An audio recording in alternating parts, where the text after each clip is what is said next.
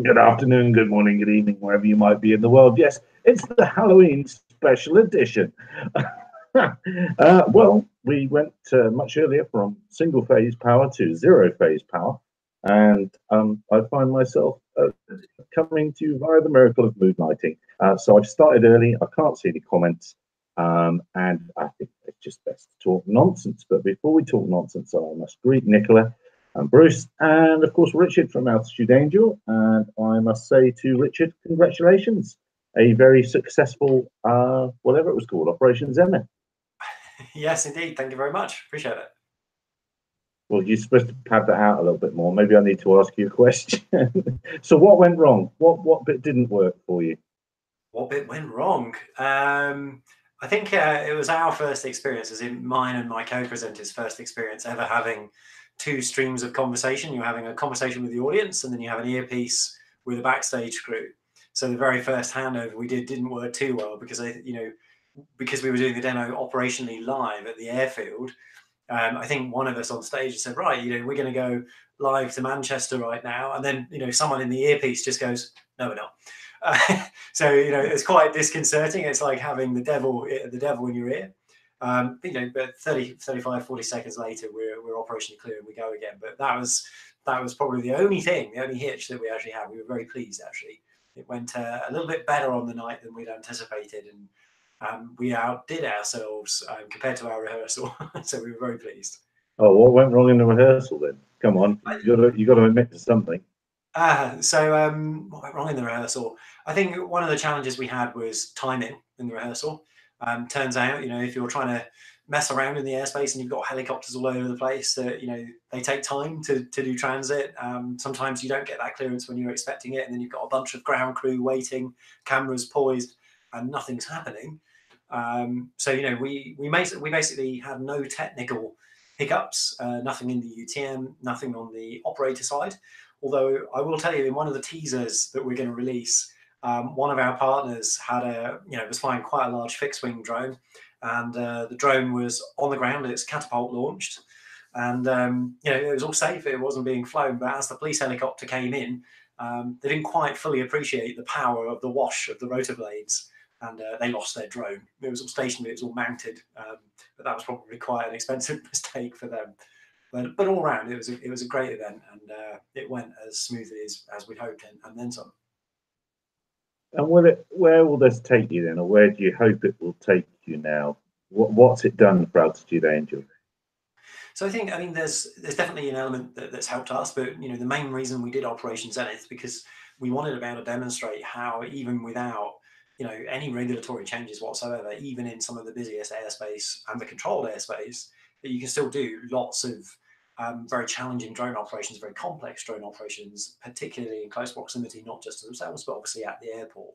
So the legacy for Zenith, we're kind of really just starting to understand now. But what we're going to be doing is sharing all of the learning. So all of the how we did this, we're going to template and make available on the Operations Zenith site. And one of the big aspects there is the safety case. We went very belt and braces, as you might expect, on the safety case side of things. Every single operator who was flying had their own individual safety case. And then we optionally went ahead and did a big overarching safety case for the entire UTM at that area as well. And we want to make all of that available so that we can stimulate others around the world to be able to copy and replicate what they've seen here using the technologies that are on offer. So hang on, you're giving away all your secret sauce. Is that what you're saying there? Yeah, effectively, how we did it and what operationally you would be required to do if, for example, you wanted to do this at another airport in a busy place. All of that know-how is something that we've always had in the, right at the core of everything we do in Operation Zenith is to share that knowledge, share that expertise. That's one of the reasons we released the demo under the European Drone Demonstrator Network, because that is all about best practices. And what we saw, there's clearly a technical element to the demonstration, and that went incredibly well. Very happy with that. But we also had this huge logistical element featuring, I think it was just over 20 different companies participating and over 120 individuals, all connected to the UTM. So that's a second big thing that we wanted to demo was that you can have this big open system. It can still operate securely and safely and deliver UTM services, not just to to the drones themselves, to automated drones, but also to humans who are operating drones, VLOS, under normal regulations in and around the airport. So, it was good for us to kind of bring all of those use cases together. And the thing that we kind of unleashed upon the audience, which they weren't expecting on the day, was if you look at all of the various communications we did around Operation Zenith on the run-up, we published a sequence of separate events. So, scenario 1, scenario 2, scenario 3. We effectively did them all in one go on the day, because again, we wanted Zenith to be as close to real life as potentially possible, and that meant building and recreating a very busy, complex airspace with lots of moving parts to deal with, and that happened. We also had fantastic support from folks like DJI, Vodafone, and Dedrone with their kind of drone detection systems. And such is the power of the one of those detection systems, I think it's the Aeroscope system, that we actually had someone switch on an Aeroscope drone about 4 kilometers from our demo area, and our UTM picked that up and correctly identified it as a non-participating drone that wasn't registered. So that was an interesting diversion that absolutely wasn't planned, but it was kind of really good that it did happen, because it allowed us to show how we deal with that. I was going to ask you about that. Sorry, Richard. So you actually had and it was outside of controlled airspace, that a non-cooperative drone, was it? No, it was still inside the CTR. It didn't appear actually as if it actually took off. But the way the Aeroscope system works is, on a lot of my understanding anyway, is a lot of the modern DJI drones, as soon as they're armed, effectively they become visible to the Aeroscope system. And we were fortunate enough to catch that opens a can of worms. How does it become visible to the Aeroscope system? You have to be within the detection range. Within a radio range. Sorry, you broke up then. I couldn't hear you. Was it radio range, did you say? Sorry, you're saying within a radio range, it's within radio range. So effectively, it's also line of sight, right? There are some standard restrictions with that, but we were quite lucky that we had two systems online from DJI for the participation. They have kind of a mobile unit which is designed for kind of law enforcement, police, etc., to be able to deploy it or secure events. And then we have the mast-mounted solution, which is essentially the big solution.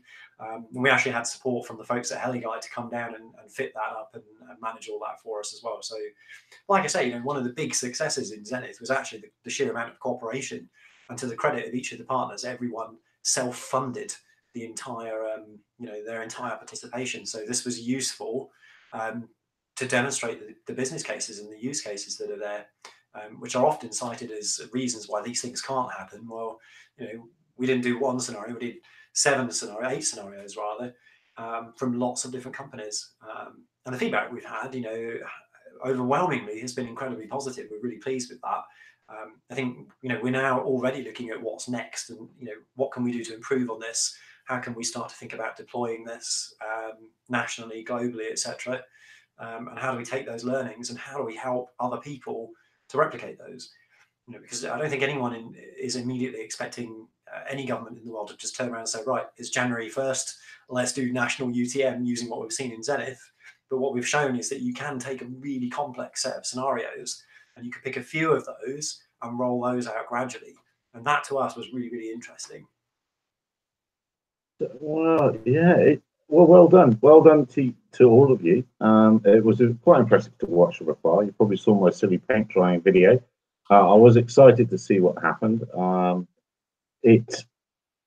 was a little bit disappointed that we didn't see more of the ADS-B traffic. And that was being rebroadcast, I think, wasn't it, by UAVionics? I didn't quite understand how that was working. Maybe you can explain how that was supposed to work to me. Very, very happy to shed a light on it. So, when we're building the UTM, we were very conscious of the fact that there are traditional aviation users, people who are flying around, GA pilots, etc. Even in this case, the National Police Air Service are flying around, potentially quite blind to drone traffic that's operating nearby. And it became very evident early on that we're collecting vast amounts of information about where our cooperative drones are. But when we install and connect the various drone detection sensors that exist as well, Outed Angel is then receiving position information for all sorts of of nearby vehicles, whether they're cooperating or not. So what we wanted to do was to be able to, intelligently add a little bit of filtering to that, so that when our system detected something which we declared was unknown, we don't, this is our operational theatre, but we don't know what this is. It's in the wrong place at the wrong time. That's a very good example of being, a real risk in the airspace that you want to tell people about. So what we then did was connect to UAvionics's sort of ping transmitter device that they have. It's actually mounted on the tower at Manchester Airport. I think it's there for a number of months. But we interface with that. First, that allows us to receive ADS-B traffic, but secondly, it allows us to broadcast. So what we were effectively doing was taking telemetry we were detecting from one of the drone detection systems, comparing that in real time with where everything should be and what we know, and then turning that into an ADS-B target and then broadcasting that out. And probably one of the most rewarding things actually for Zenith, for me personally, as someone who's been involved in trying to improve that safety element, was one of the things the NPAS pilots, National Police Air Service pilots, said to us during the rehearsals. Actually, we weren't rolling cameras, but it was a really nice thing, because this particular pilot was telling me, or not the pilot, sorry, one of the crew who sits at the back looking at the situation display. She was telling me that they are feeling quite vulnerable by a lot of the drone traffic that's around. And she said, we were really surprised when we were approaching the landing site, which was the sports ground for us. And we could see on our display for the first time that 978 feet below and just ahead of us was a drone that you were broadcasting to us. We could see the drone. And she said, I felt a little bit safer as a result of that. And, it gives you increased situational awareness. So, for us, that was really important, because the message from her is, actually, you're opening that airspace up. We don't have to be so worried that there are people down there that we can't see, and we can kind of go with a little bit more confidence. Whereas until now, we had less confidence in what's in the air. So that was a nice use case for us, because again, there's two sides to UTM. There's the cooperative and the uncooperative, and quite often people forget about the uncooperative traffic. But then there's also the integration into the existing airspace systems. And for us, that means being able to take that situation intelligence we're gathering in our UTM, and then to broadcast that out intelligently. So the next thing for us to look at is networking those ADS-B transmitters, so that we're not broadcasting all the targets everywhere. We can choose a transmitter and locally broadcast on that to let it know, or to let people in the vicinity know about certain aspects. So it's loads of different avenues we're exploring now as a result of that. Wow, it's just all wow. And Bruce, are you looking forward to this rolling out at Tokoroa? Yeah, absolutely. Actually, I was talking to CAA a few weeks ago, and I put a good word in for Altitude Angel, because I know that the AirMaps trial here was, from where I sit, a complete waste of time. So hopefully you'll get some traction, because this is the kind of thing I think we need to overcome all this fear and hysteria within the manned aviation community. As Richard says, if someone can see what's happening around them, it frees up the airspace. No longer are they afraid. They can simply negotiate their path based on the information they're getting. So it makes it better for everybody, doesn't it? Hopefully. And thanks, Bruce, as well. We appreciate that. Yeah, I don't know. Well, here we are. Here I sit in the dark, and our little private, as it were, ADS-B system that we have down here has been completely destroyed. Actually, it has. The server has been destroyed by the power spikes that we have here at the moment. And when it was up and running, before it went, the power is being cut off in South Africa at 2-hour intervals across the country, and you have a little app that tells you when your power's going. This is now some sort of breakdown on a perfectly lovely evening. But our receivers, our network. So what I'm trying to take that is our network of receivers, which then gave us coverage. Blocks of them would be out any given 2 hours, so our coverage was utterly destroyed. So as privateers, of course, it's hard to create an always-on system like the Involi guys are trying to do with bolting on to cell towers. But even our cell, the power's been so disrupted that even the backup for the cell system fell down. The LTE network fell over. The nation keeps falling down. So if you're coming on holiday to South Africa for Christmas, bring a couple of suitcases of power. You will need it. We don't do it anymore. So yeah. So what was I trying to say? That I'm trying to say that it's backup systems and all that. So what have you got there, Bruce? What did you have? I have some AA batteries. Will that help? Oh yes, it would. Oh yes, lots of it. Then bring battery. Yeah, no. So just keeping stuff powered up and working, bulletproof, if you will. That must be really hard within your UTM. Or how do you see that happening? I guess in the UK you're kind of okay.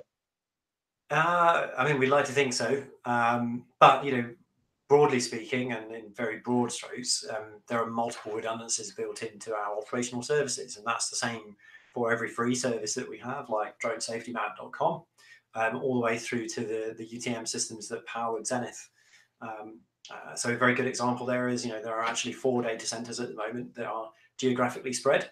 And we have 2 cloud providers that we use for redundancy in case a single cloud provider experiences an issue. And that some people argue that that's overkill, and I've actually worked in previous lives in very large institutions that make hundreds of millions per month they'll turn over through the networks, and they won't go to those kind of degrees of resilience. But the kind of networks we're trying to build are the type that will keep a drone safe while it's flying, regardless of what happens. The idea is basic principle: when a UAV comes knocking and it needs to connect, it needs navigation assistance and support. We need to be there. So there are always going to be elements of that which are out of our control. For instance, you mentioned the cell towers themselves have now lost their backup power.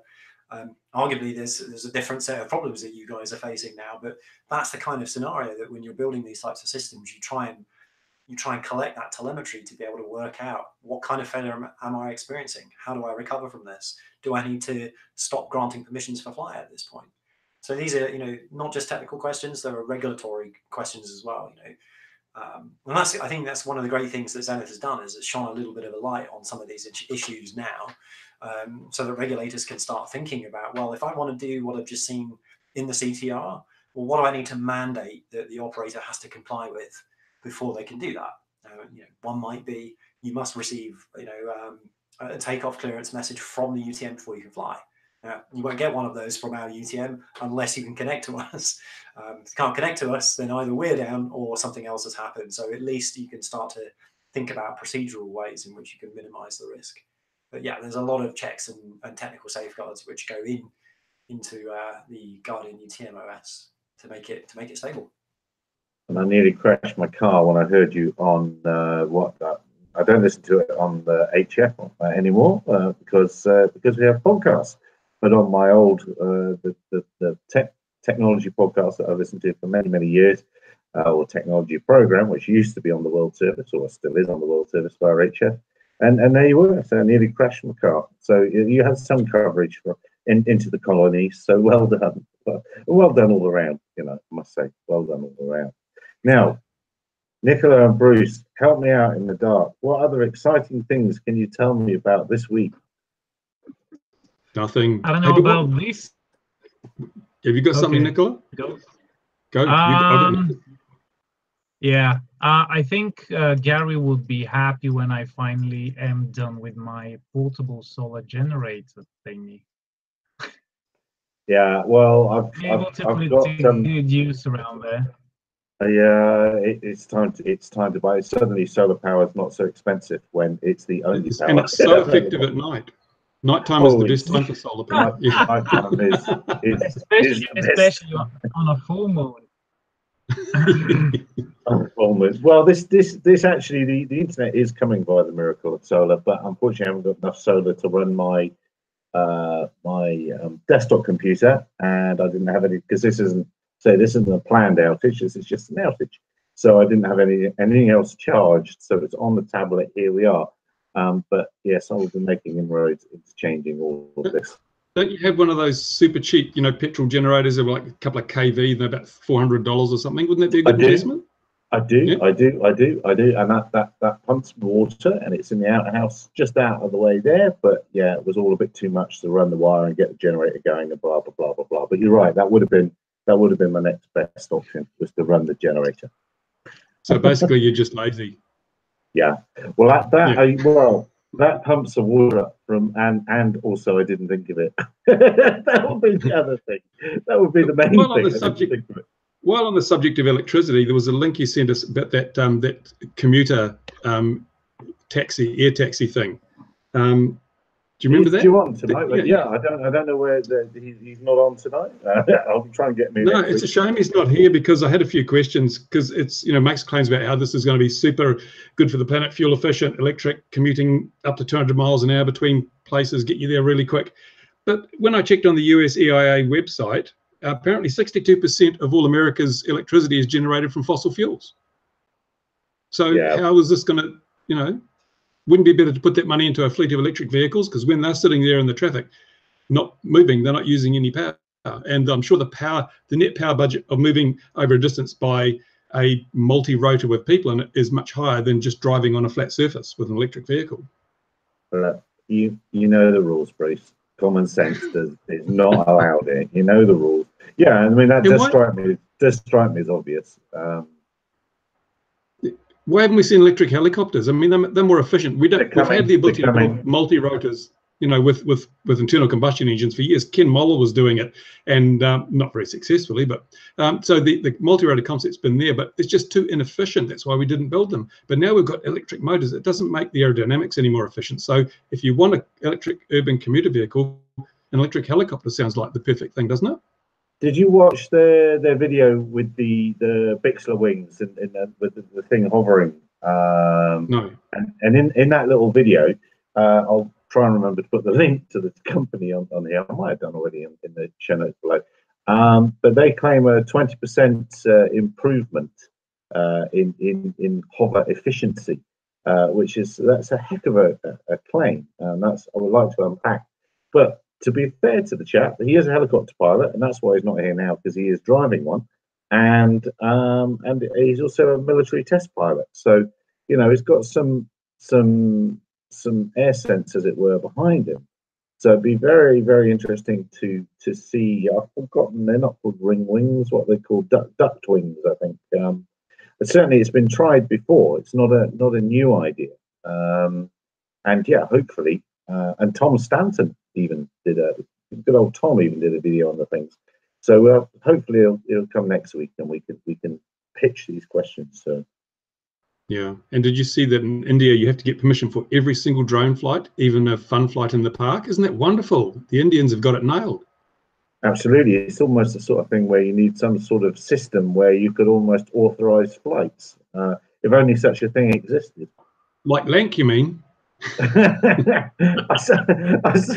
I see people online are beginning to spell it Lance, as in Lance now. Oh, here's Louis coming to take the Michael out of me. Oh, he's also gone for mood lighting. Good day, Louis. How's your cold? Oh, much better, thanks. So, how's your batteries? I've got a well-known phrase or sentence for you lot, which I'm sure I could use. They're kind of okay, but they're not enough to run this. And Bruce has correctly identified I should have gone outside and started the generator. The generator is actually it's a 3-phase one. It's used for lifting the water about 150 meters up to the house here. So that's what that's for.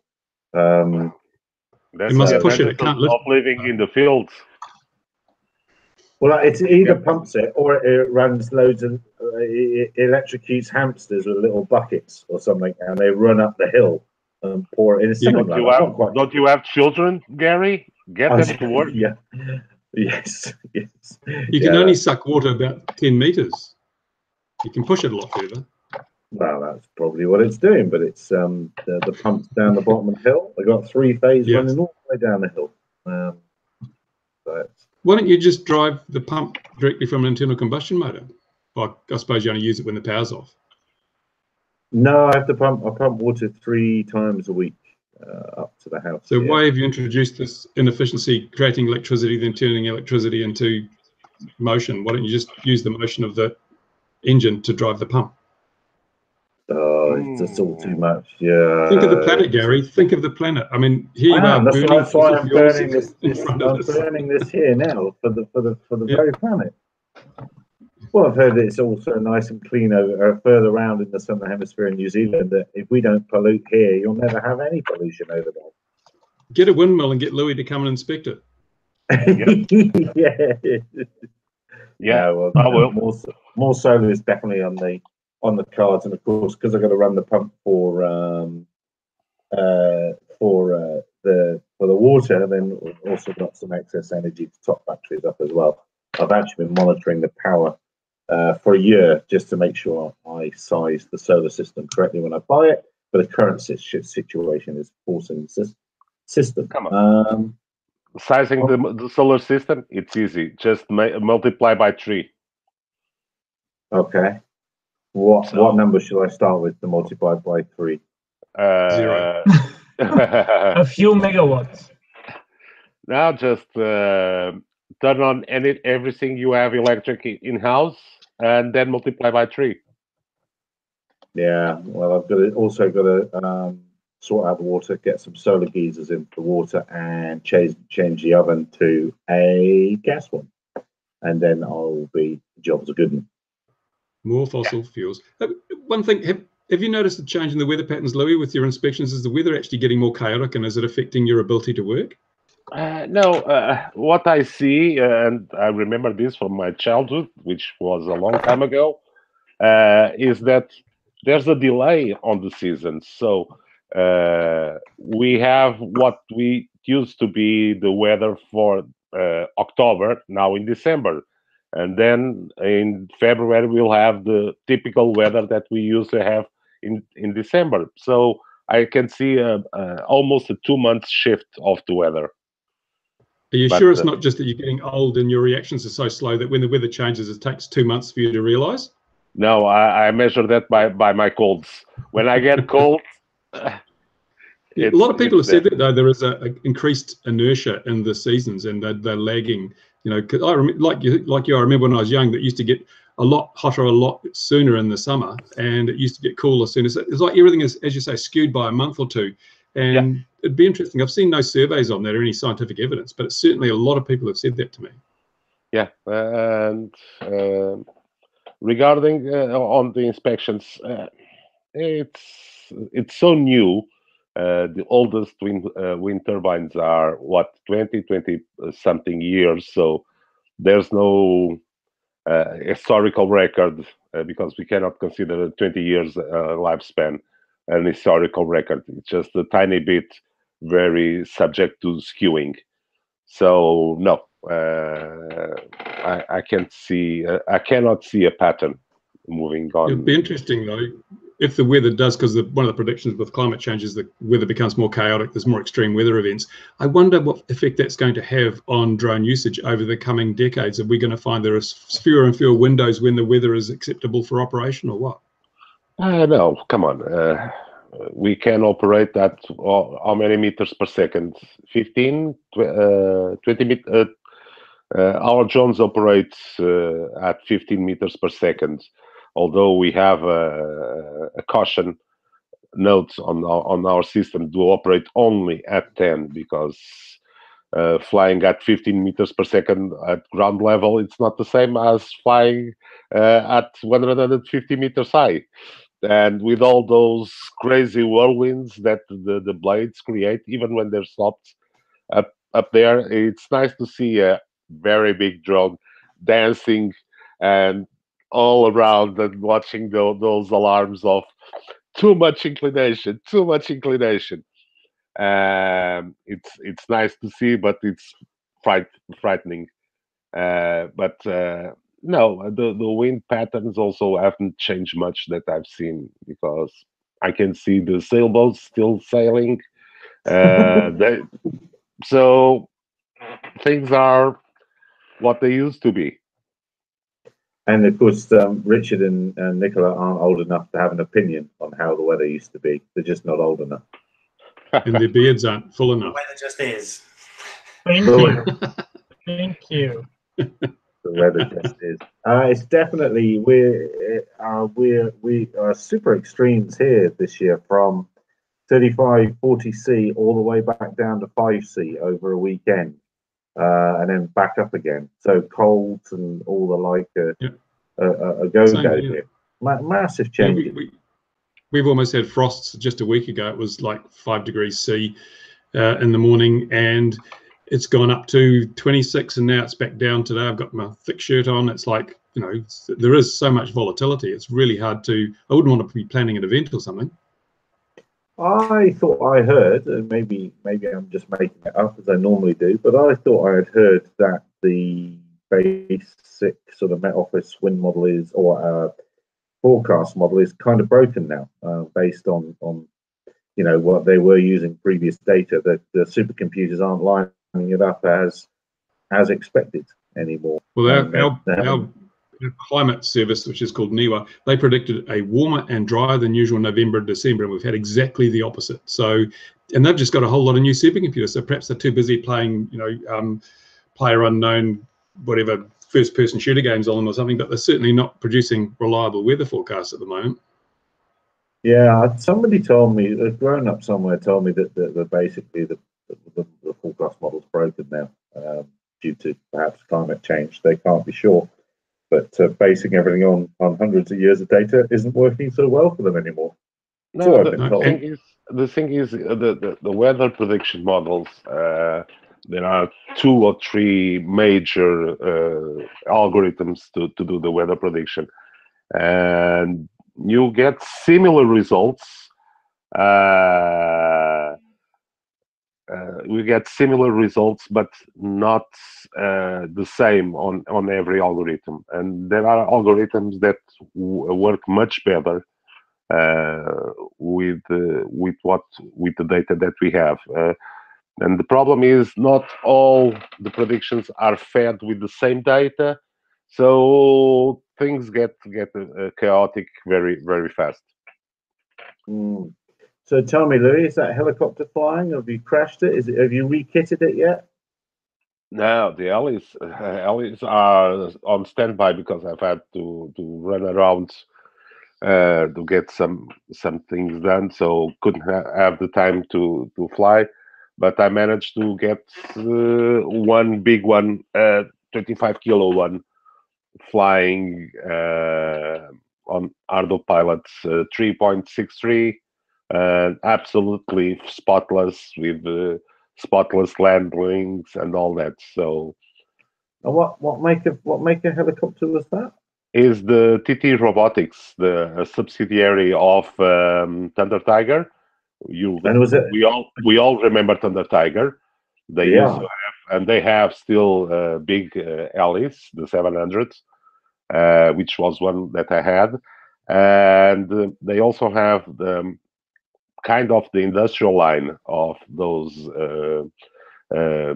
coaxial helicopters, and they are big, 25 plus kilos, so that makes it a bit difficult to fly under drone laws everywhere, almost everywhere in the world. But we've had it flying perfectly under the latest release of Ardo Pilot's Chad Heli. Perfect.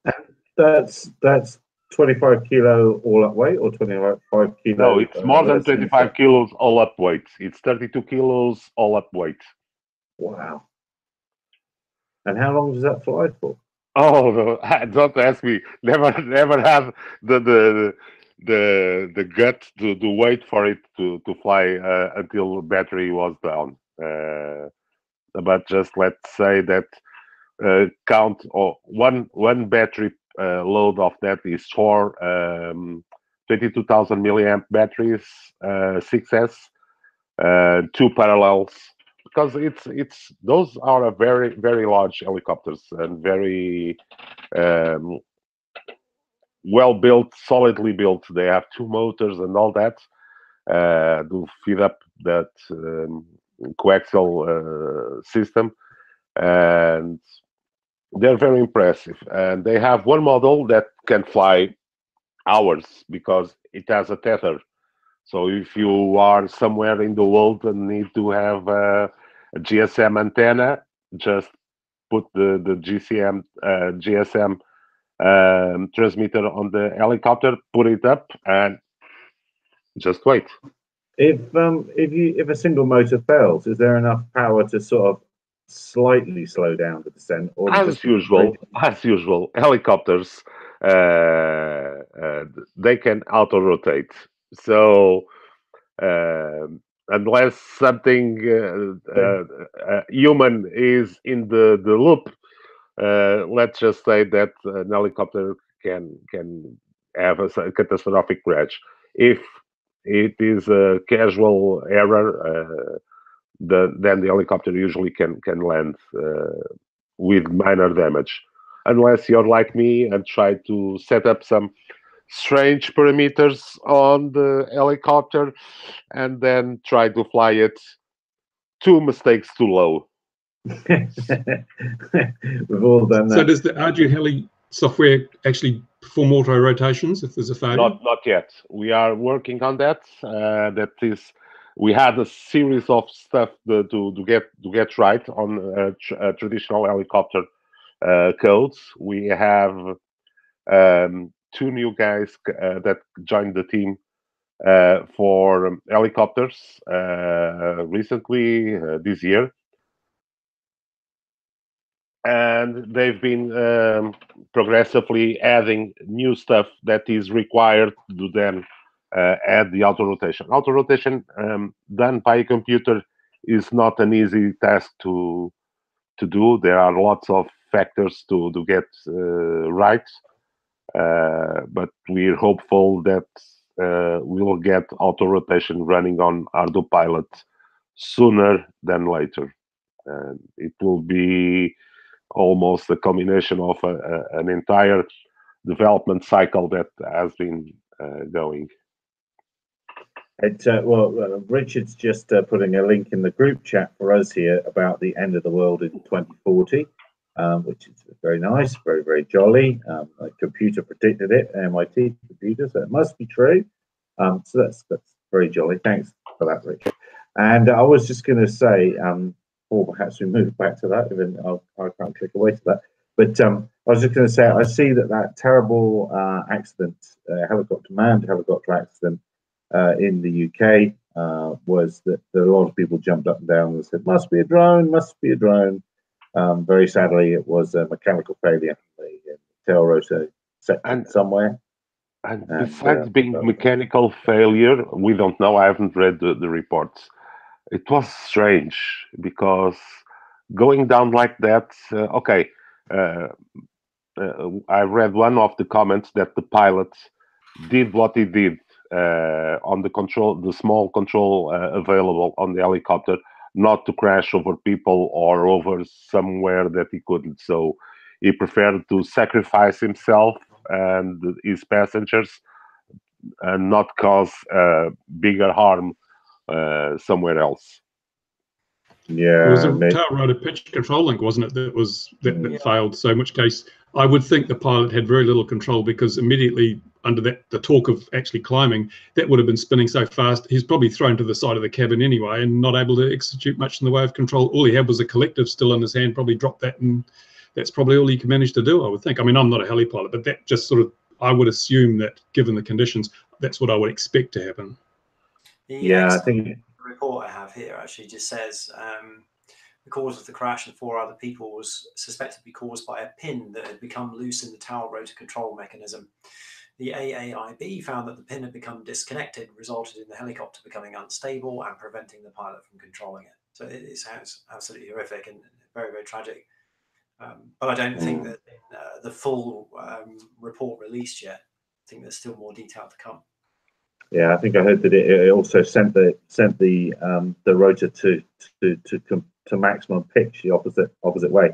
But he was in the worst situation really. He was kind of still in the hover, and if he had some forward motion, then he might have stood a little bit of a chance, because you can do stuff about it. And if it was daylight, he might have had a bit more of a chance, because of course at the end of the day, all went wrong and he ditched it. I think the given thing to do is just go for the darkest area you can, if you have any control at all, because if it's dark, there probably isn't something there, or not somebody. So yeah, very, very, very sad, and I think it is unfortunate, and It's something that when you're designing and programming um, smart autopilots to fly the vehicles unmanned, there's very little that you can learn via machine learning or whatever.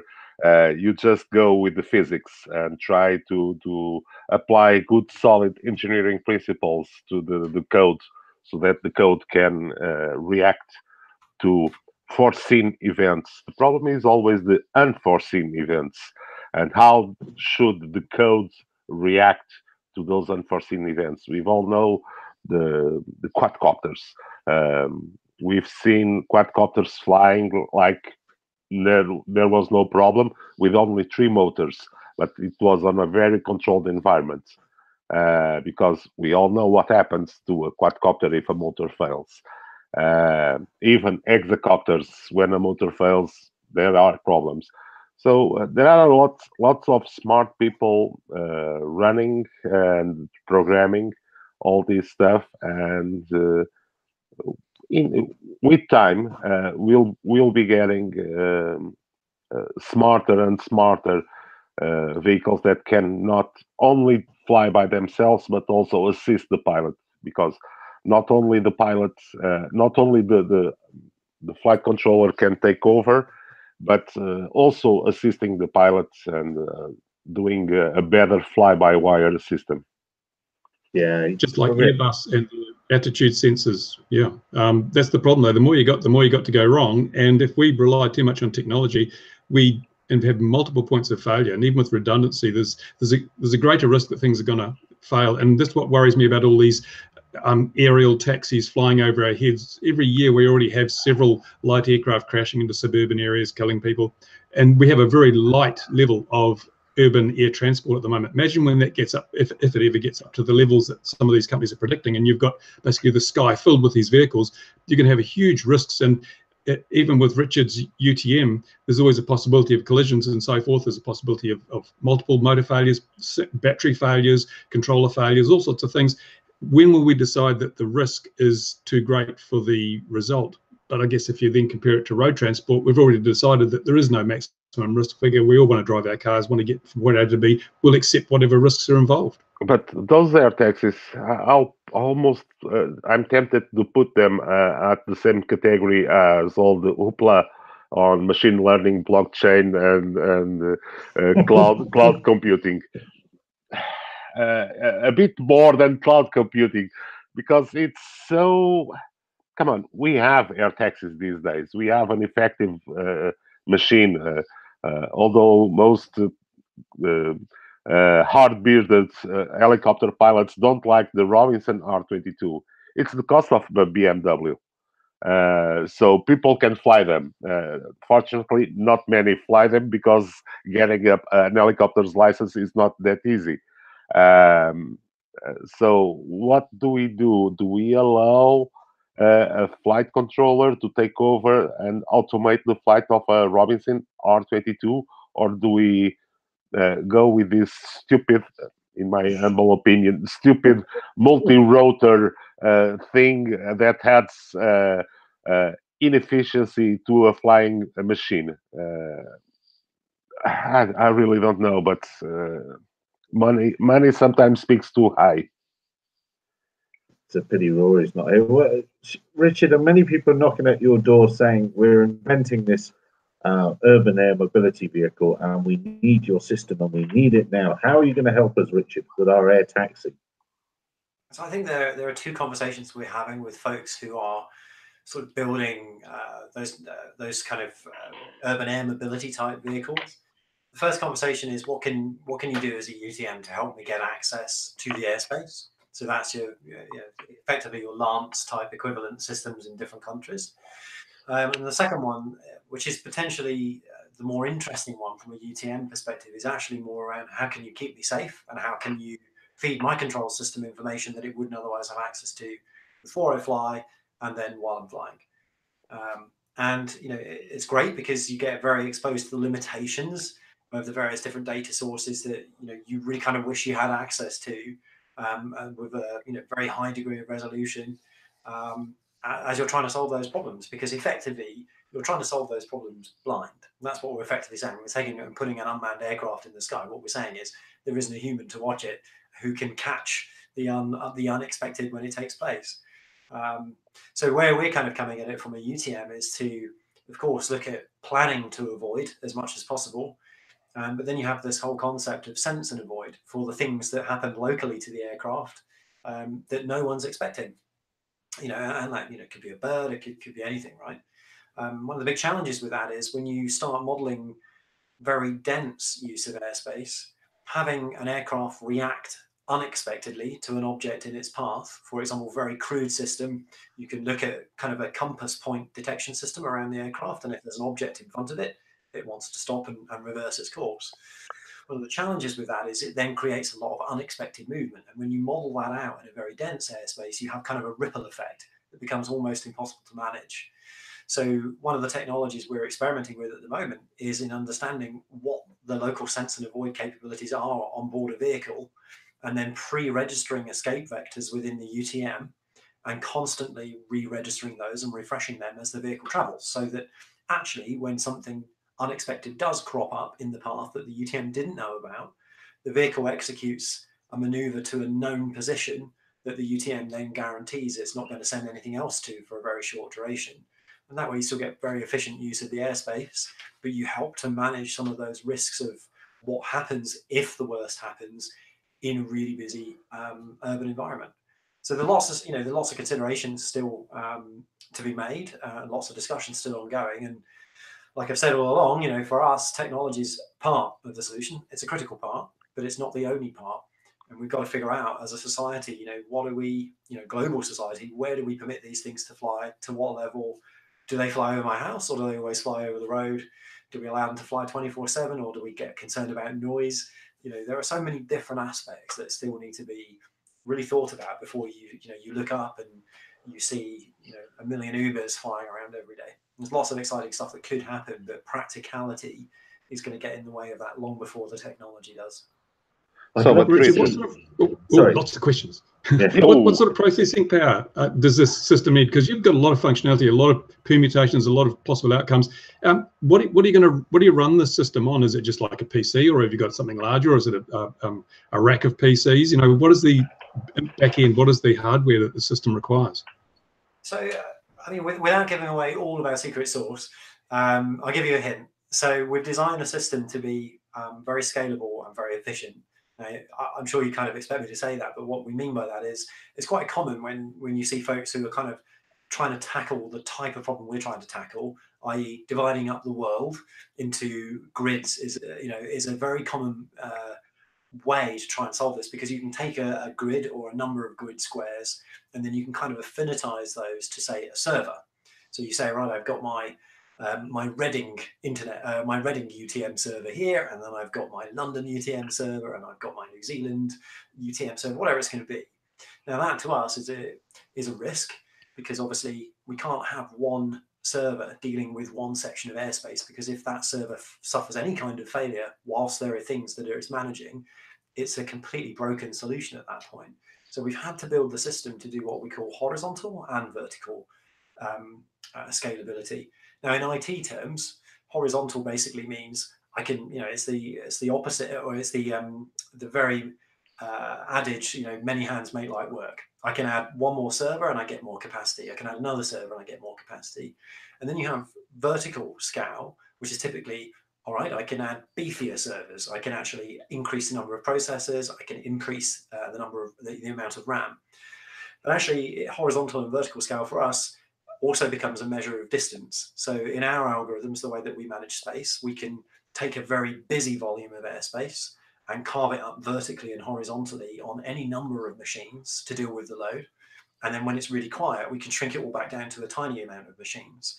And that allows us to be really efficient from our running costs, because being scalable means you've got to duplicate each of your machines at least twice. Powering Operation Zenith, there were about 20 individual nodes, but only one of those was operational at any one time. So we had a lot of redundancy and resilience built into the system, but what you want is a system that can adapt to the conditions that it's managing and to do that in a predictable way. So yeah, scale is certainly a very interesting topic for us.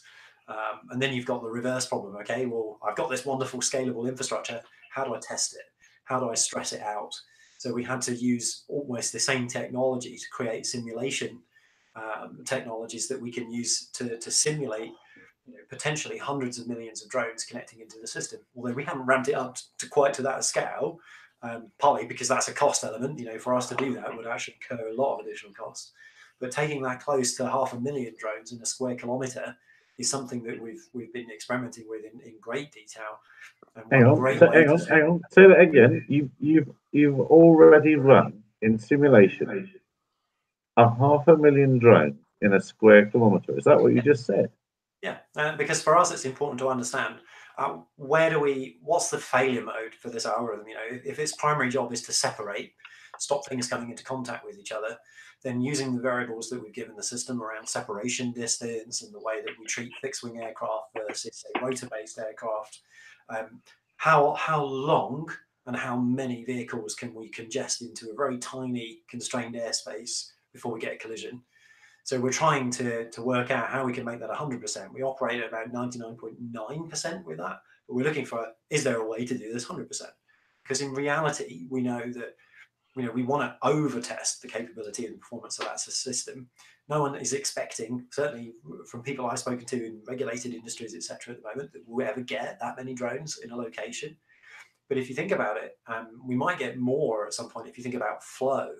So if you think about a really dense, congested area like London, it's very tempting to think of a model where you don't constrain the aircraft because you can approach it from the most efficient use of the airspace, which is to allow everything to come in from every angle. But in reality, that's going to mean there are secure zones, there are restricted areas, there are noise abatement rules. So you're probably going to constrain flow at some point, and then you have a different type of problem. It's not capacity, it's flow. So there's lots of angles that we experiment with to kind of smoke test, if you like, our UTM systems for their performance before they ever do anything slightly more exciting than that. So you have to have those two capacities there, so that gives us the confidence that when we introduce a change designed, for example, with the deconfliction that we used in Operation Zenith, that we've tested that out in a very simulated environment, very heavily simulated environment, to quite a high scale, much higher scale than we're anticipating for example, in that operational theatre. So there's lots of aspects to that, but that's a really good set of questions, Bruce. You've started my mind going. Okay, so all those escape vectors are calculated on your servers. How about if the vehicles themselves could also calculate escape vectors and communicate those escape vectors down to Earth? So distributing the load. Yeah, no, absolutely. So actually, one of the mechanisms we've already got in the UTM is for a professional operator to declare effectively ditch points. So they go out, they do their site survey, and they say, I want to fly this drone operation here. And as part of their permit for commercial operations, they'll choose areas which they'll try and direct their aircraft to in the event that they lose control of it. They can pre-register that with us. So they send us the flight plan and they send us where they're planning to take off and where they've identified that they would, try and aim the aircraft at various points along their route should something happen. Those become part of our flight plan at the moment. So although in our operational UTM that's in production today, we're not suggesting new navigation locations in production to people. What we're able to do is take the cues that they give us and guarantee that we're not going to give those to anyone else in the network for that duration. But in the simulation environment, when we're building our future UTM capability, that's a really interesting set of variables, because it's not just about knowing where you're going to be, it's trying to model when you might be there and to what degree of certainty. So one of the aspects the system is constantly doing is, imagine once per second, it's evaluating where everything is. And then the next second, it's looking at it again and working out who's near. And then it's looking at in between those frames, if you like, it's trying to look at the speed and the direction of every object it's tracking, as well as the capabilities of that object to work out where it might be 3, 5, and 10 seconds ahead. And then it's trying to make a judgment on what the risk is.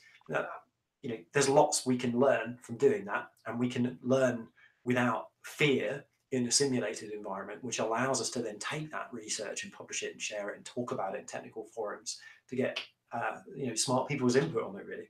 Yeah, because I'm asking this because at ArduPilot we have a pending PR by Dr. Andrew Tridgell, because he got himself Doctor. We have a pending PR which the vehicle would constantly calculate new paths according to the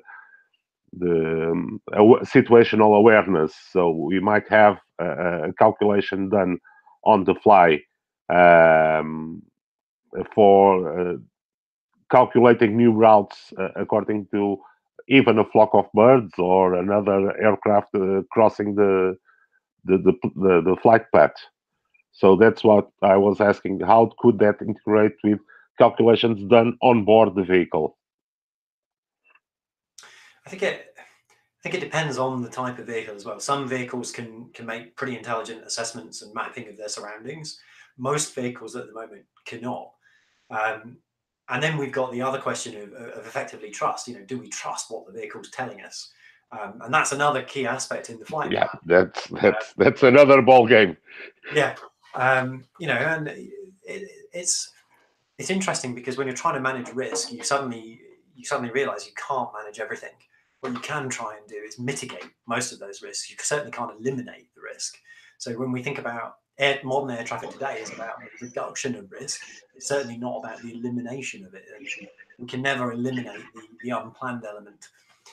So from our perspective, you know, we're understanding what information is out there, and actually very often we'll be in a discussion with a customer or a partner who's building a new sensor capability, and we learn something about a sensor that we didn't know before, and we have to then find a way to model that capability in the UTM and then test it in the simulator to see how that new information makes sense to us, and how we can develop our services to improve safety. Because when it comes to navigation, you know, you've got two aspects that we're heavily focused on above all else. First is safety. It kind of has to be that. And the second is efficiency. And those two are indeed very, very linked. But obviously, from a pure mathematical problem, there is no link between efficiency and safety. So, you know, there's lots of trade-offs that we're understanding how we can make those in the simulation environment. And the availability of new sensor data is just one of those things that we're constantly learning. But yeah, it'd be great if we could have a device on board a drone that gave it a reasonable 360-degree sensing capability for any type of object in the sky. But you know, one of the limitations we found with all types of sensors today is that generally you have a noise problem. You know, something that's really sensitive that can detect, you know, something the size of a coin traveling through the airspace is going to return a lot of noise.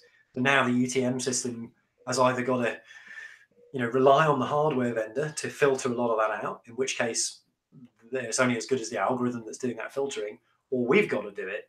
And actually, you know, that's a very different proposition for us as a company. You know, one of the things we had to do in Zenith was to start looking at raw information coming back from radar heads, and then looking at what could be done to filter that out. And you know, do we want to take pre-processed data, or do we want to take what's called tracked data? Yeah, getting the raw data is always a pain. And so, but all that system works at what frequency? 1 hertz, 10 hertz, or is it vehicle dependent? This is my secret sauce here, but I can tell you for okay, Zen, we were doing it more frequently than once per second. You know, from our perspective, that's just one of the variables we're looking at. You know, if you could argue today that's definitely overkill, right? Because if we're dealing with, say, 7 or 8 airborne vehicles at any one time in effectively Manchester's CTR, which is quite a big area of space, we don't need to be looking every second, or even, you know, even every 10 seconds probably, because things aren't moving that fast. They certainly aren't going to cross the distance between each other during each pole interval, if you like. But actually, it becomes more around prediction and probability. You know, the more frequently we can, more frequently rather, that we can assess something, the better we are going to be at trying to predict where things might be. And you know, considering perhaps that commercial GPS updates at 5 hertz or 10 hertz, so but there's no need.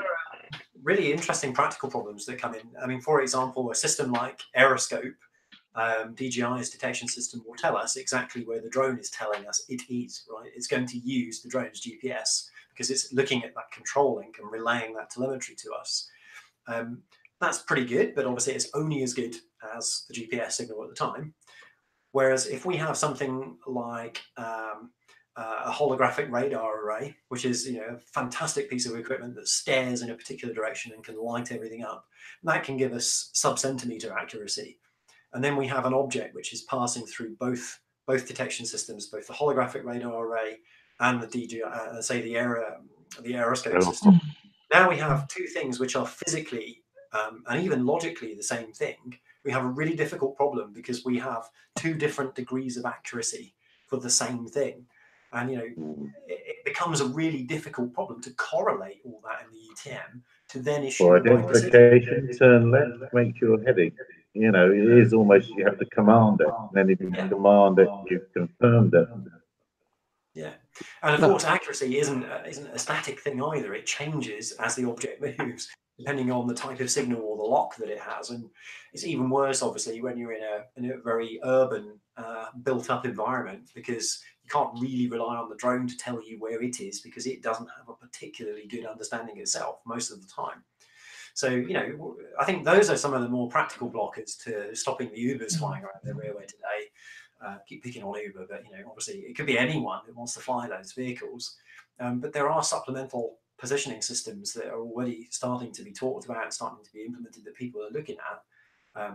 And these are obviously going to be inputs to a UTM. But we still have the fundamental issue of trust. We still have to trust the data that we get.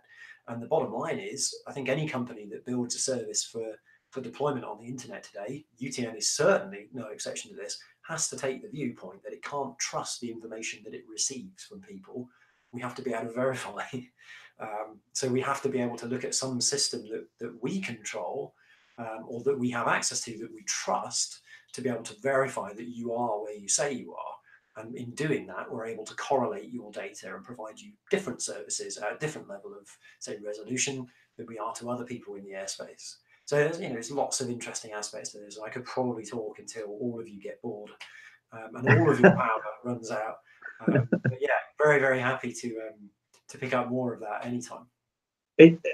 Something that struck me as you're talking is that in the U, if we call it unified now, another sort of ripple, and I would love to see I would love to see a video of those simulations of ripples of everything getting out of the way. That would be quite interesting. QI, in fact.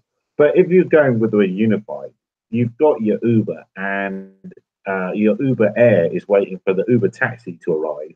And it'd be a really good idea if you knew where the Uber taxi was to sequence it, because there's the land vehicle, should I say, because there's no good routing the drone into something that's not waiting, or someone that's not waiting for them. So it opens up all sorts of things. And I also thought if you had that 500,000 drones in a square kilometre of airspace and simulation, how many vehicles would be in the centre of London? 1,000 in a square kilometre? 2,000 vehicles? I mean, are you simulating all the stuff on the ground as well? Yeah, I mean, today this is absolutely a futuristic kind of viewpoint for the company. We want to be looking at all forms of autonomous transport, because it's very, very obvious, as it is to you guys, that at some point something flying is going to want to locate something on the ground, and it's probably going to be an unmanned ground vehicle at some point. But actually, there's more near-term manifestations of that problem too. So if you have a network of flying autonomous vehicles, they need to land. Okay, where can they land? You have a fixed amount of infrastructure, and if it's going to be operated a little bit like an airport, you're going to want to make heavy use of that infrastructure. You can't land a taxi on top of another taxi, right? So it's all of the infrastructure that goes with that. And in our system, we call those constraints. And this is a type of a constraint, which is an availability constraint. You only have one thing in this location at this time, and then there are other concerns. The vehicle might be saying, well, I need power at this number of volts and this type of socket. And you don't have that capacity on the landing pad that you're thinking of directing the user to. So there's lots of aspects to that which get very complicated to manage, but are fundamentally a core part of the fabric for that future navigation through the airspace. So I think certainly when the numbers are very low, it becomes very easy to start testing these things, because you can manage them almost the same way we manage aircraft today, where we have almost a human air traffic controller, a human in the loop. But as soon as you start to get that a little bit further and say, well, what if we went from 10 aerial taxis to 1,000 aerial taxis operating out of 100 landing pads or 10 landing pads, then you have a completely different problem, and you suddenly have to break into that next level of sort of inventory management and routing and constraint management. So yeah, there's loads of fascinating aspects to that. And it's not just stuff that goes in low altitude. You've got space to consider now as well. And even I think the UK recently announced that it wants to start putting, it wants a space pad up in Scotland. Fantastic idea. But now we're going to have essentially missiles traveling through the airspace at great speed. Very easy to manage that today from a manned aviation perspective, right? We know TAM the area and saying, don't fly here, it's really dangerous. But imagine that future where you've got hundreds of Ubers and Lyft taxis flying around. You need a different mechanism for handling all of that. And that's going to create a scheduling problem, because now everything that's in the air that wants to fly through that airspace while the rocket launch is taking place can't go there. So where does it go? Aren't you, in effect, building a system that will be really good for all the autonomous ground vehicles that are coming into our world?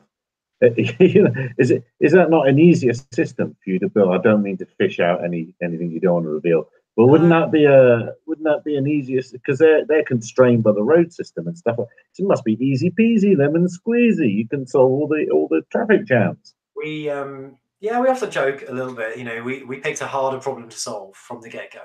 It's a three-dimensional problem ultimately in the airspace, and four if you count time and scheduling.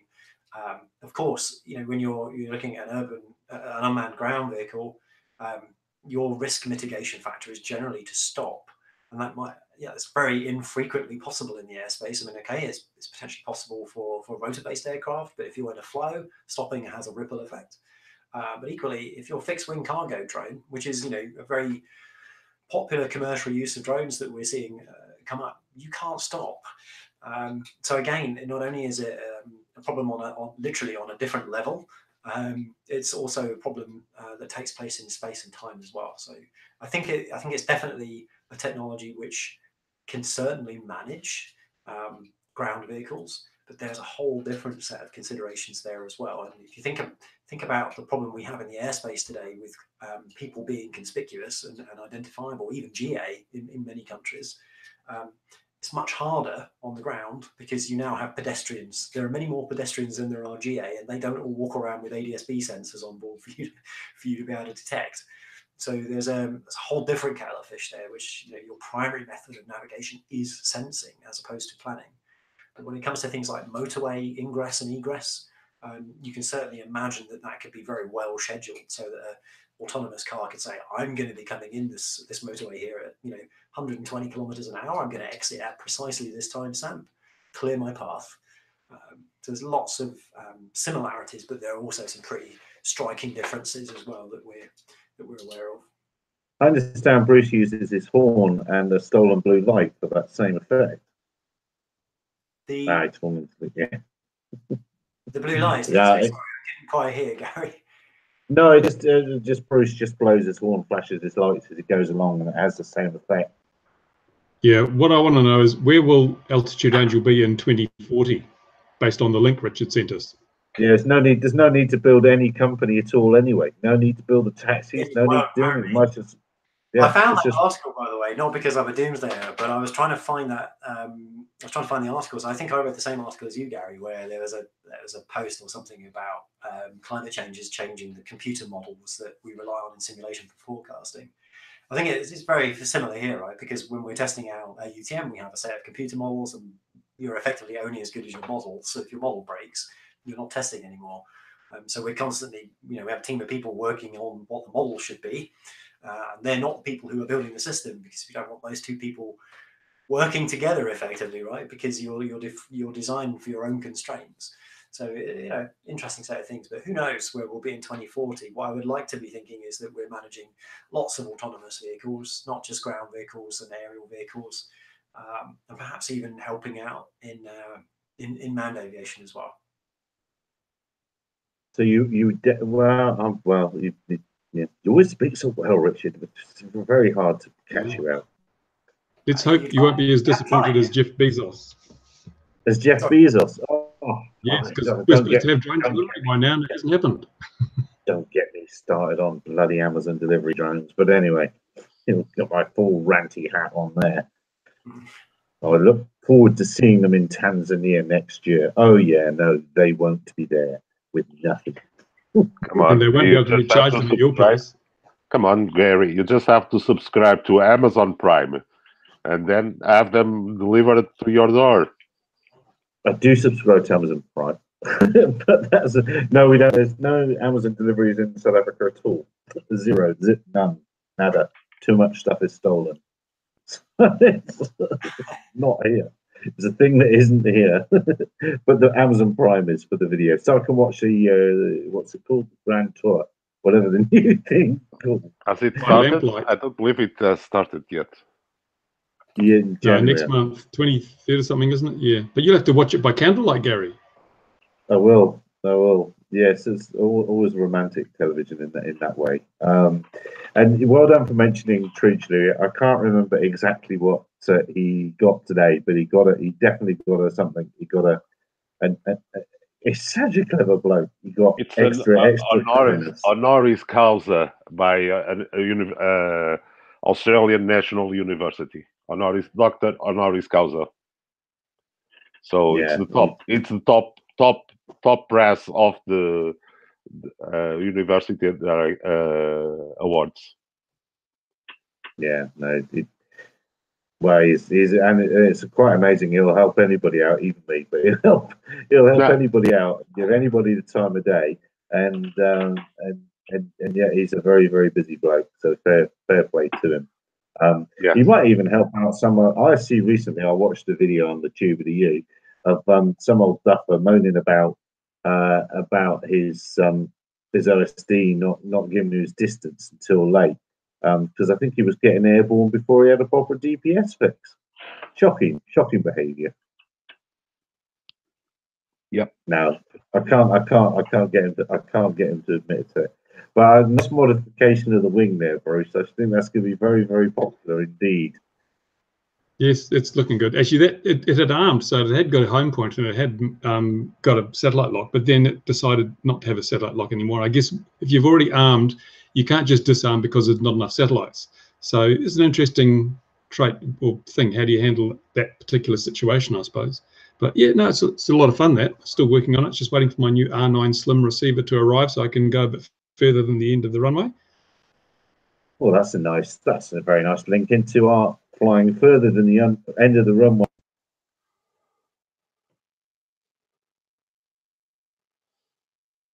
Louis, you've muted Gary. It said on the screen. Oh, hold on. How did I do this? I'm not saying it's a bad thing, but it's probably not a good thing. How do I unmute him? I've no idea. What did you do? I was writing. Oh my God. That's a real extension of power, right? Am I back now? Am I back in the room? Yeah, you're back now. Yeah. Oh, so you missed my whole saying to Nicola, well, how far have you been this week then? Because I thought that R9 long range receiver was a good segue into that. And Louis ruined it. There you go. Sorry, Gary. This is the best thing in the world. I've just discovered that each of us can mute each other. This would have made so many previous discussions so much easier. Indeed, we can. This could be a better game than Fortnite. It's going to descend a while back. Yeah. All right. Where have you been this week? I did quite a lot of flying over the weekend, and I'm pretty impressed by that FrSky R9 system. To be honest, my Dart XL is equipped with an R9 receiver, smallest one. That's about the size of my nail on the little finger. And even with like half the antenna behind the battery at 13 kilometers, I still have like 40% RSSI. And after you get out to about a kilometer, the RSSI drops quickly and then just stops dropping. And it's very slow to drop after that. So I'm thinking at least possibly 20 kilometers should be, you know, nothing, and that's on 200 milliwatts on the transmitter side. And that's the smallest receiver they have. I've had even better results with the larger R9, yeah, on 500 milliwatts, but still, its diversity. The antennas were placed a lot better, and at 27 kilometers, I had like 8%. So quite a good system. That being said, that plane is absolutely phenomenal. Oh, apart from the lack of hinges that somebody over there overlooked, like proper hinges, plastic ones, the ones I've been raving about ever since I've been posting about planes. Everything else seems pretty well done. I mean, takeoff is a breeze. It flies so well. It's unbelievable. This thing is 1 meter like width, and there's no way you can stall it and even get it to tip stall or even dip a wing or anything. It just keeps going straight, no throttle, full up elevator, and it just keeps going straight. Doesn't drop the speed, doesn't drop a wing. It is pretty impressive. And I've been up to the top of the mountain twice with it, you know, on 2 consecutive days. And on the 3rd day, I actually took it up above the clouds so I can check how high they are, so I can adjust emission for my crosswind to be at an altitude that will put it above the clouds, not right in them, because running for an hour and a half in the clouds is not going to be good for most of the electronics on board that thing. So yeah, that is one of the most amazing planes I've had the pleasure of flying, the Dart, I mean. And I think the same goes for... Even though it's so flippin' ugly, and how efficient is it? It's not ugly. It's ugly. Nope, it's not. Okay. And actually, look at it. Oh, look at that. That's horrible. I would never know. Pretty good. And check this out. Can you see that? Is that the proof? Is that the proof that even a board can fly given enough power on the motor? Bruce, help me out on this, because you're the guy.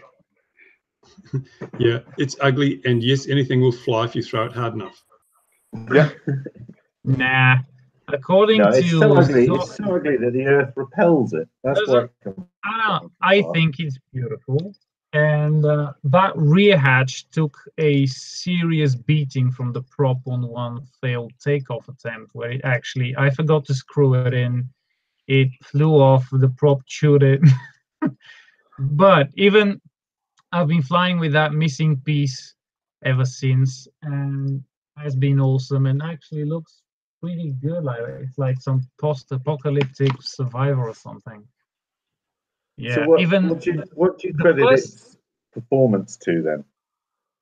Well, the forward swept wing design definitely makes it stall resistant a lot more so than any other regular wing design. Also, Zocht claimed that an actual airplane designer designed this or had a hand in the design of this thing. And, you know, given how this thing flies, I'm actually willing to believe that. This is no proximity FPV racer on any day. It doesn't fly that way. It's a cruiser. You need to be... I don't think you have a choice not to be gentle, because the moment you dial in that Elevon thing mix, it sort of limits travel to about 50%. So whether you want to or not, that plane is going to be docile.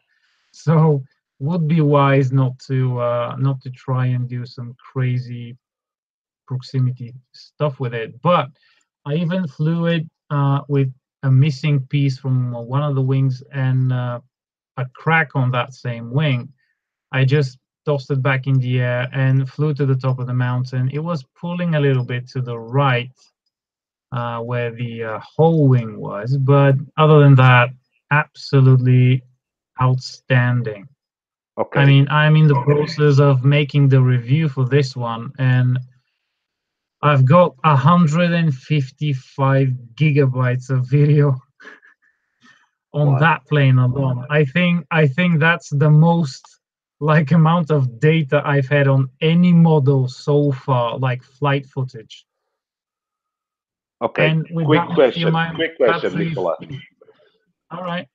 Stall speed. How slow can it fly? Well, it doesn't stall, so really hard to tell. Yeah, but for instance, if we want to use it for, let's say, using a FLIR camera, it has to have a very slow speed. So that's important. Why would you want to put a FLIR camera on something as small as this? Because we can. Rather than put it on a large plane that can stay in the air for a few hours. Because those are usually too fast. No, they're not. Actually, Yes, they are. That's where you're wrong. No, they're not. The crosswind, actually, this thing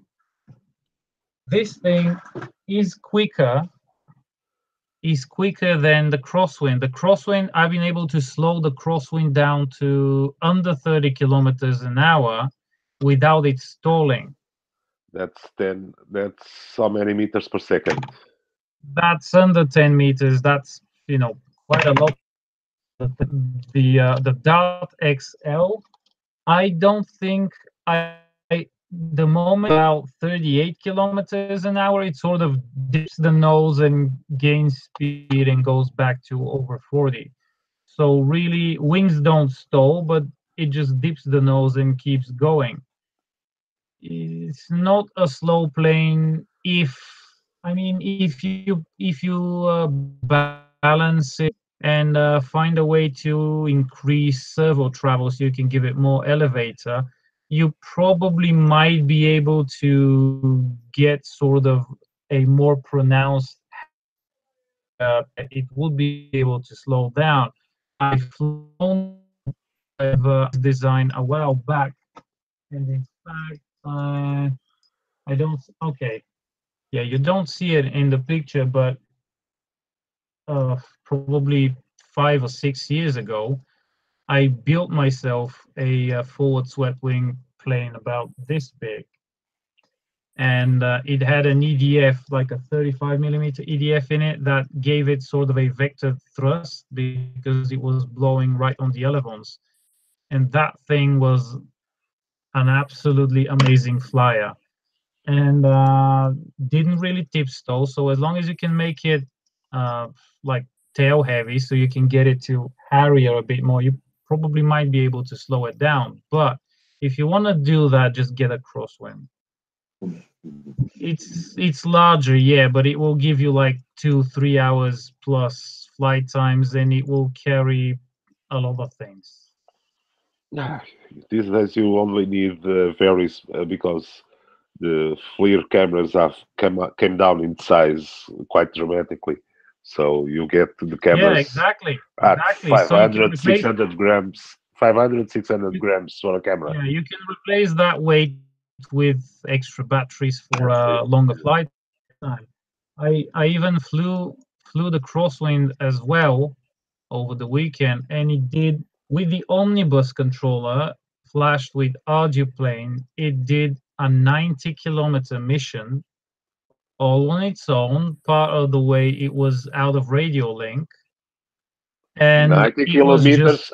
Oh my God! We have to do some range reduction on missions. Hold on, let me create a PR for that. No. It's not 90. It's not 90 kilometers in one direction. It was a it had to, like, something it had to draw in the air that I would check later on the log from the GPS track.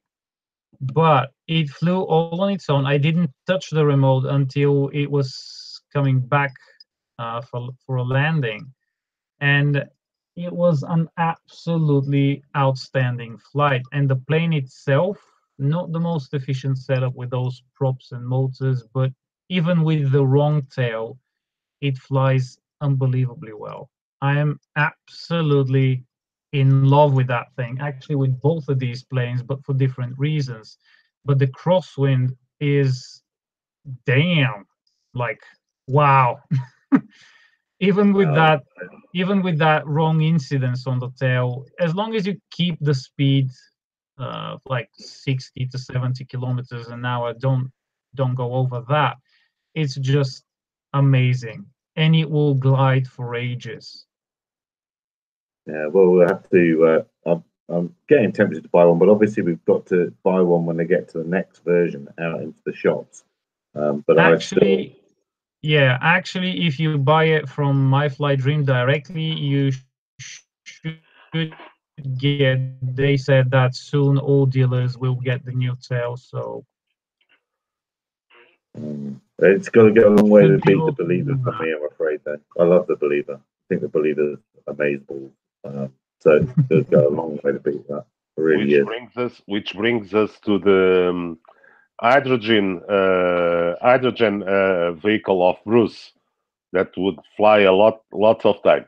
How is that going, Bruce? I'm just waiting for the perfect calm day, Louis, and I'm actually just building a parabolic dish with a 5.8 gigahertz receiver on it. So it's be interesting to see how far I can track it for. I'm expecting probably about 50K.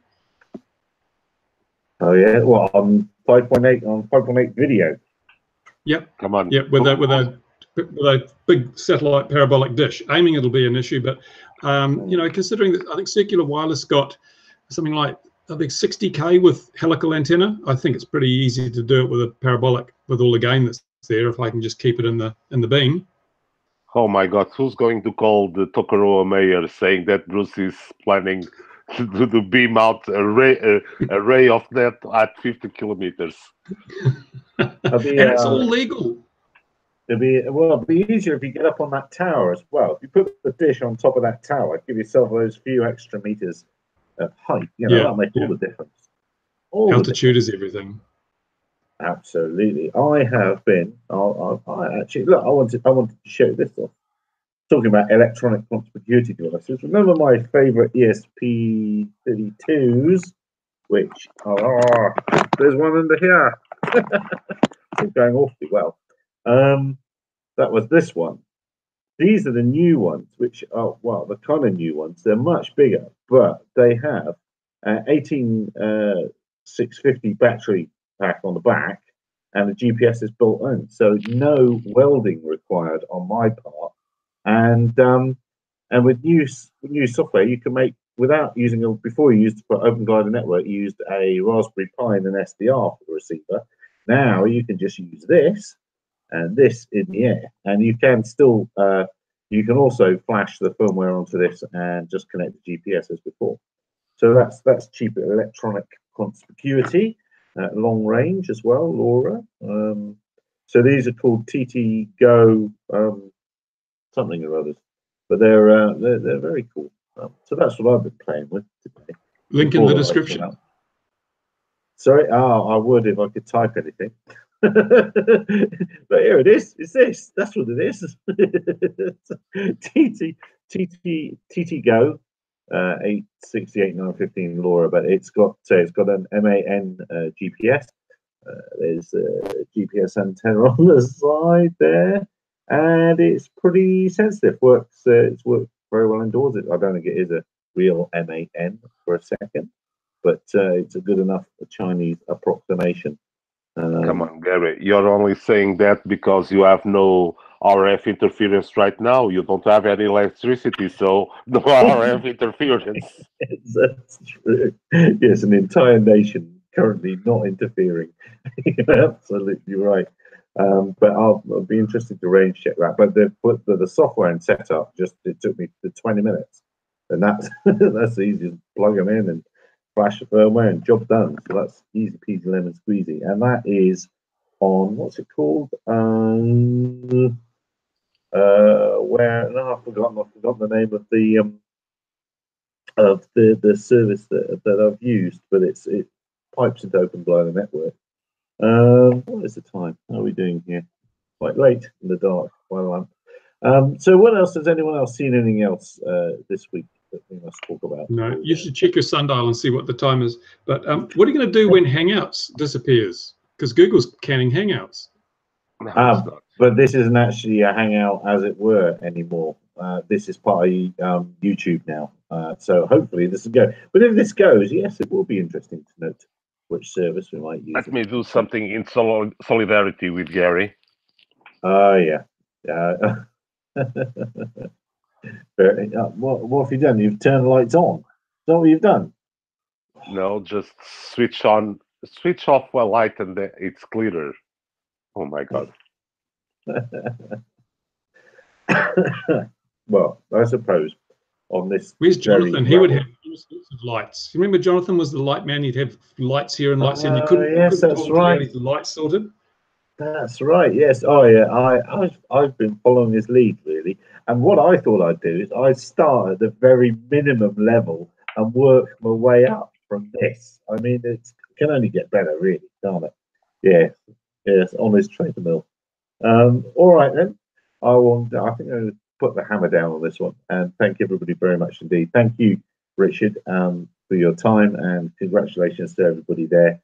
It was very impressive, and I look forward to seeing stuff in the future that you do next. I would actually really like to see some of those simulations, as dull as they might be for some people, but it'd be nice to see things disappearing. And Nicola, thank you, Louis and Bruce, thank you all, really. Going once, going twice. Anyone else got anything else to say? With that, I say thank you very much, dear viewer. I'll try and have the lights on next week. Don't forget 2100 GMT as ever. Thanks very much. Have a lovely rest of the week. Be safe if you're flying at the weekend. Have fun. Cheers for now. Bye-bye. Bye-bye.